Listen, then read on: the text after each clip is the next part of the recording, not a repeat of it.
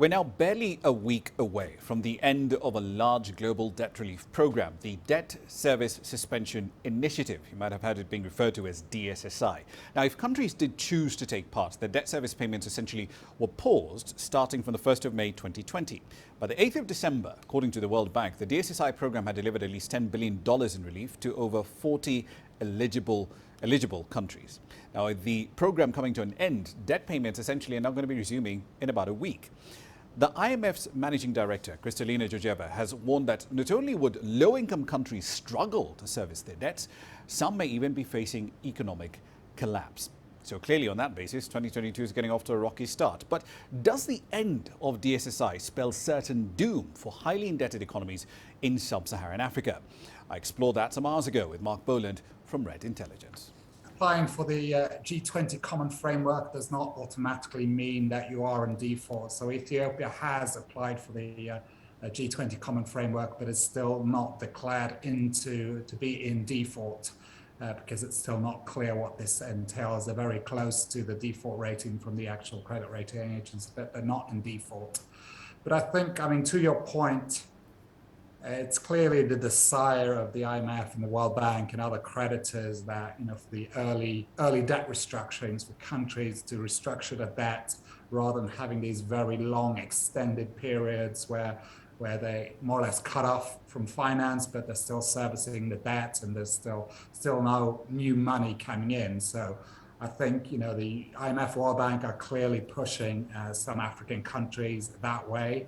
Just the other day, the IMF more or less declared that Djibouti's debt was not sustainable. I don't think they will be applying for the G20 common framework. Most of their debt is with China, so it's going to be a kind of bilateral situation for that.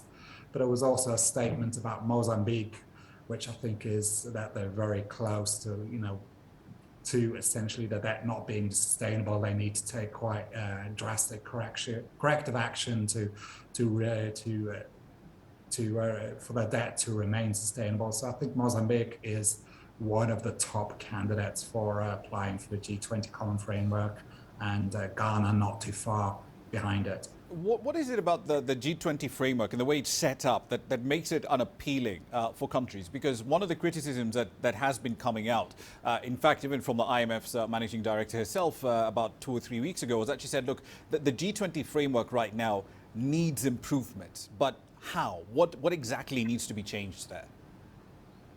So one of the points that both IMF Managing Director Kristalina Georgieva and the World Bank President David Malpass have pushed for is an immediate standstill on external debt servicing at the application of the G20 common framework. So what's happened now is these countries like Ethiopia have applied for the G20 common framework, and that has led to an increase in their external Eurobond bond yields, but it's been very far before there's been any actual benefit from this framework, because it's taken time before they can come to any agreement with their creditors, and bilateral creditors like China have been unwilling to suspend their the payments of the debt servicing without that being met by the private sector. So if you actually have a situation where there's an immediate standstill on all debt, whether it being bilateral or commercial debt, at application of when you apply for the G20 common framework,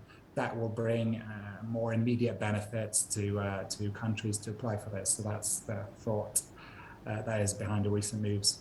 Let me just stick with Zambia as we walk through this question of debt restructuring, because now they essentially have a new government in place. They have an outline of a deal with the IMF, but a common thread through this entire conversation seems to be that one party of creditors, like the Eurobond holders, for example, are not willing to make certain concessions because they say, look, why should we take the hit? And yet bilateral lenders are not taking a similar amount of pain.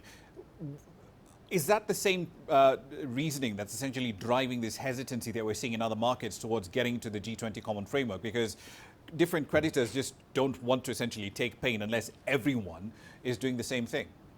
Yes, you could kind of turn the coin around and say, China has also said that they are not prepared to do, they're also unwilling to, they've been against the DSSI, essentially saying that, why should only we be the only one suspending external, debt servicing payments, because the majority of bilateral debt service, that bilateral lending, which is what the DSSI covered, was from China. And these countries continued to service their private debt, commercial debt throughout the DSSI period. And it was quite clear early in DSSI that any kind of debt relief from the private sector would be voluntary.